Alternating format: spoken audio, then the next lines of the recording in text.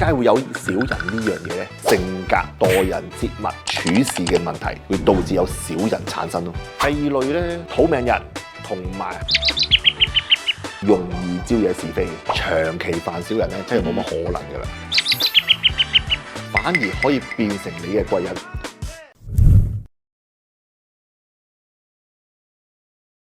大家好，我係趙振鴻師傅啊。我相信大家係返個工做嘅嘢的話咧，多多少少都係小人。點解會有小人呢樣嘢呢？所以今集咧，我想同大家傾一傾八字命盤裏邊咧，點樣睇有小人呢樣嘢。周師傅，你見咗咁多個案例，咁呢啲總係會覺得俾人針對嘅人，佢哋嘅命盤係咪有啲共通點呢？嗱，我哋先分清楚先，小人呢樣嘢，即係俾人去針對啦。督你背脊啦，打小報告啦，或者甚至乎係想你變差啦。咁喺個八字命盤要搞清楚啦，係你會容易招惹小人啦，定係你自己本身咧係會同啲同事關係唔好，而導致有小人發生先。咁我可以講一個例子俾大家聽。嗱，我有個客係做管理層嘅，都睇住一班同事。咁但係咧，佢同個同事嘅關係唔算太好。處理啲問題嘅時候咧，亦都係同啲同事產生摩擦。咁作為一個管理層，你係咪稱職先？如果本身佢唔稱職，又去對待啲同事唔好的話咧，咁啲同事久而久之就會產生一啲不滿啊，甚至乎係你唔喺度，或者同事與同事之間係講你一啲壞話，所以導致佢工作上好多人事嘅問題產生。人事問題產生，咪就係你嘅小人咯。呢個就係我想講嘅，就係話本身你個性格、待人接物同埋處事嘅問題，會導致有小人產生咯。咁師傅啊，咁如果有啲人咧，佢係自己嘅性格冇問題，但係佢總係會覺得外部有好多小人，咁又係一啲咩嘅特點呢？第二類咧，好多客都話：喂，我自己做自己嘢，又唔同啲同事少溝通。咁但係就好多時咧，好多工作環境嘅同事咧，都會喺背後都去背脊講佢閒言閒語，就係咁。我可以以八字嘅日元去講俾大家聽，如果有土命人同埋係水命人呢一種，係比較上會係容易招惹是非嘅。你諗下，土就係我哋嘅種植物嘅一啲泥土啊。我哋去種植物，我哋會先擺咗泥土落去，先至插呢啲植物落去。呢個插嘅動作就係好似你篤背脊，同埋係硬食嗰種情況。所以變咗土命人一般嚟講咧，都會比較上係其他嘅日元咧，係會容易招惹是非嘅。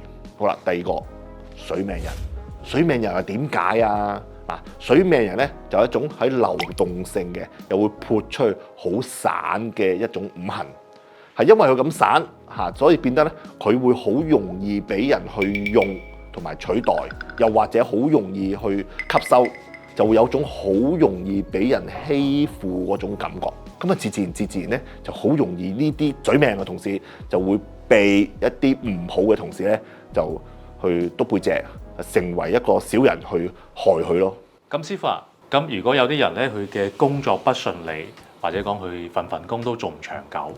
咁究竟係遇到小人定係佢自己嘅時運有問題？咁呢個可以點樣之去辨別呢？而家暫時你問嗰個問題咧，我唔知佢八字命盤。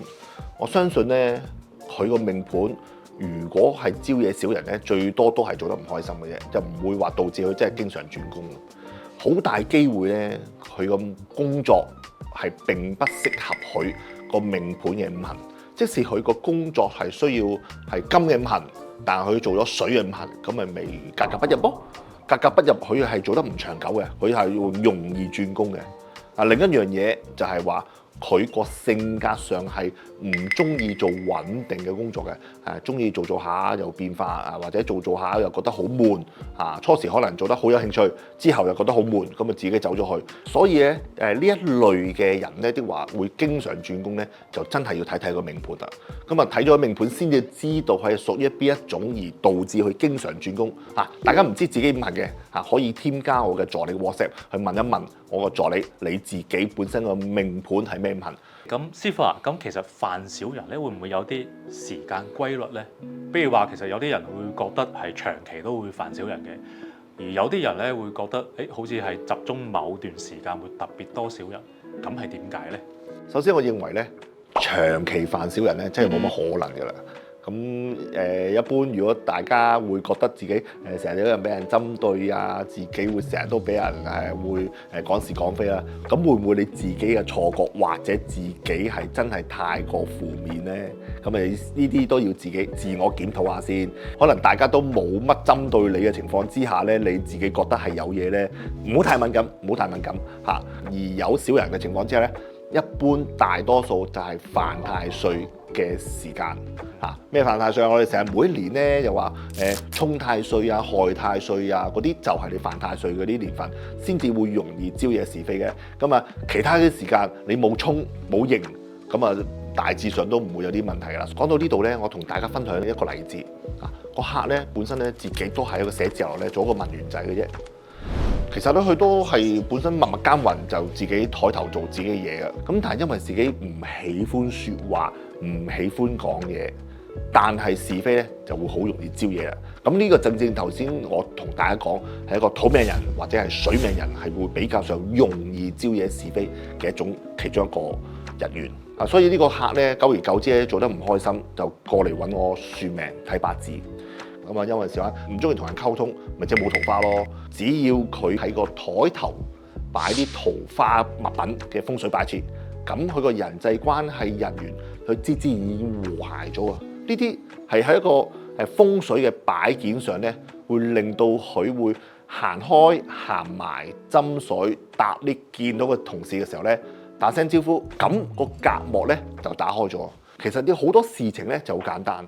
大家可以記住呢3個原則嗱，第一，你唔好同啲小人硬碰硬嗱，你要知道你個命格係本身係容易招惹是非嘅，甚至乎係本身你知命格咧喺個年份裏邊咧會有小人嘅問題，你唔好同佢不斷咁糾纏，反而會令到佢更加之諗辦法傷害你嚇，所以變咗大家係當呢件事好平淡。一件好笑嘅事，慢慢去不了了之，反而呢個小人係冇辦法去侵害你，同埋冇辦法去督你背脊。